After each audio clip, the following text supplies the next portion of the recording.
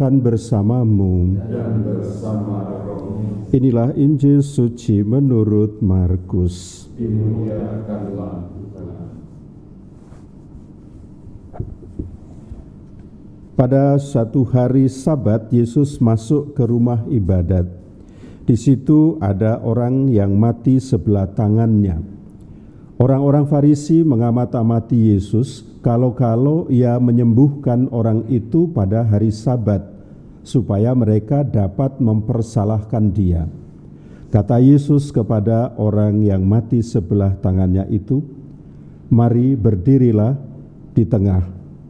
Kemudian Yesus berkata kepada mereka, "Manakah yang diperbolehkan pada hari Sabat, berbuat baik atau berbuat jahat, menyelamatkan nyawa orang atau membunuh orang?" Tetapi mereka itu diam saja. Yesus jengkel karena kedegilan mereka.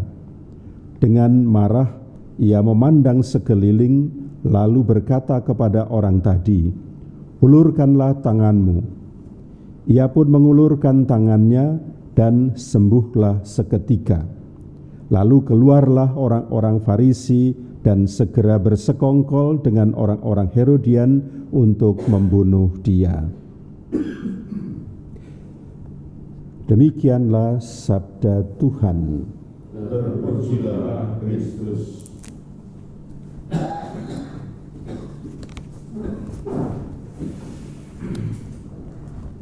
Manakah yang diperbolehkan pada hari Sabat, berbuat baik atau berbuat jahat, menyelamatkan nyawa orang atau membunuh orang? Saudara-saudari yang terkasih dalam Tuhan kita Yesus Kristus, sering kita berhadapan dengan yang namanya dilema. Kita sering harus memilih, dan pilihan itu tidak selalu mudah. Manakala kita melihat peristiwa kecelakaan dan korbannya terkapar, apa yang mesti kita lakukan? Menolong ataukah kita lewat saja meninggalkan orang terkapar itu? Karena masalahnya, hari Minggu saya pastor harus buru-buru ke stasi, nanti takut ketinggalan. Nah, ini semua menjadi masalah kan, problem dalam diri yang berakibat pada dilema mau menolong atau saya harus terus melakukan pekerjaan supaya tidak terlambat, apalagi jalannya macet. Nah, masih ada banyak persoalan hidup yang selalu menghadapkan kita pada suatu dilema. Nah, Yesus dalam Injil hari ini mau menunjukkan kepada kita bagaimana kita mesti bersikap pada saat-saat dilematis tersebut. Patokan dari Tuhan ialah bahwa kita mesti memilih keputusan yang membawa kita kepada kehidupan. Inilah yang dibuat oleh Yesus. Dia menyembuhkan orang yang tangannya mati sebelah, padahal hari itu adalah Sabat. Mungkin juga Yesus dihadapkan sengaja oleh orang Farisi hari Sabat, lalu dia memajukan orang yang lumpuh supaya dapat menjerat Yesus, karena Yesus adalah yang dikasih Allah. Dalam bacaan pertama disebutkan, "Engkaulah imam untuk selama-lamanya menurut tata imamat Melkisedek," yang berarti bahwa kasih Allah kepada manusia lalu menghadirkan Yesus sebagai yang kekasih, yang dikasihi, supaya sebagai imam agung melaksanakan tugas penyelamatan bagi manusia. Nah, apa yang diterima oleh Yesus sebagai kasih Allah yang begitu besar, dia nyatakan dalam tindakan untuk menghidupkan, menyelamatkan ini. Maka Yesus menyembuhkan orang yang tangannya mati sebelah meskipun itu hari Sabat, lalu terkesan Yesus melanggar hari Sabat demi membawa kehidupan dan berkat bagi orang yang sakit tersebut. Nah, tindakan Yesus ini merupakan tanda dan ajakan untuk percaya bahwa yang namanya kerajaan Allah itu sudah datang. Nilai utama kerajaan Allah adalah kasih, damai sejahtera, kerendahan hati, sukacita, kesabaran.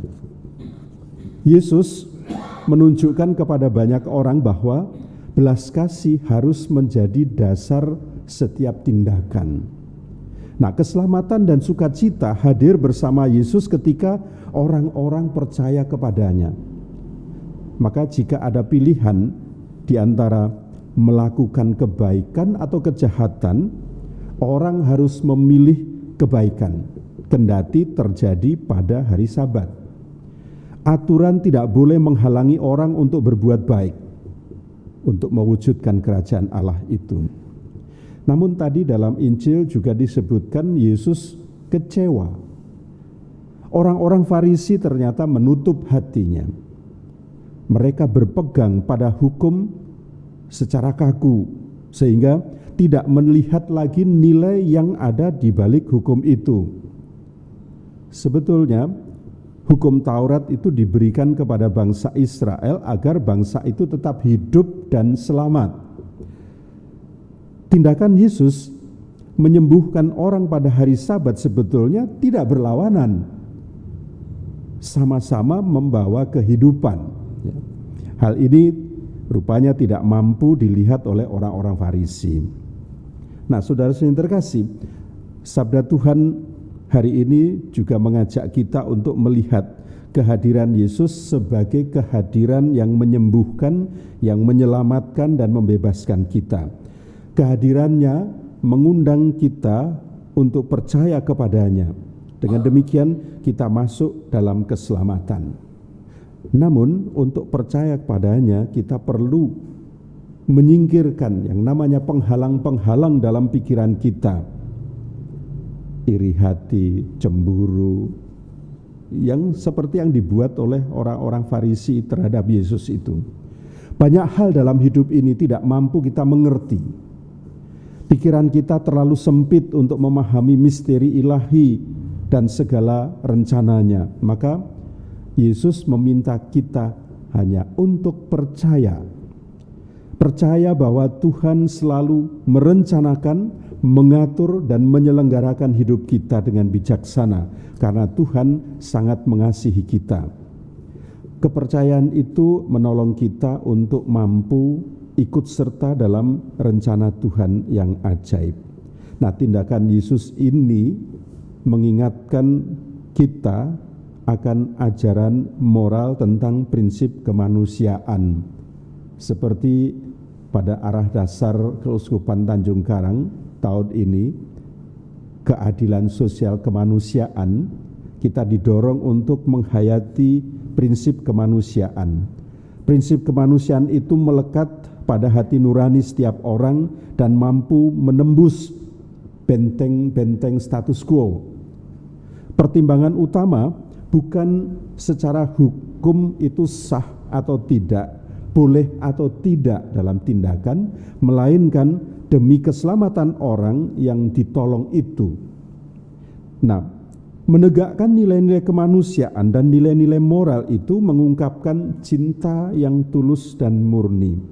Dan itu mengingatkan kepada kita manusia yang memiliki identitas utama dan yang pertama bahwa kita dikasihi oleh Tuhan, maka sikap dan tindakan kita mesti terarah kepada tindakan kasih juga kepada sesama.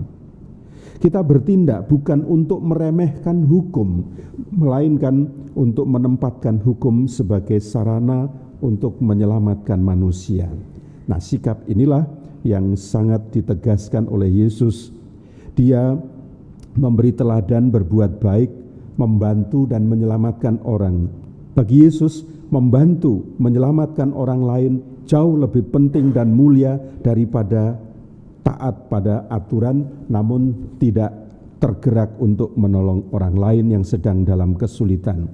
Kiranya tindakan kasih Yesus ini menggerakkan hati dan membangkitkan semangat kita untuk tidak segan-segan membantu sesama yang membutuhkan meski resiko melawan hukum yang berlaku. Kemuliaan kepada Bapa dan Putra dan Roh Kudus.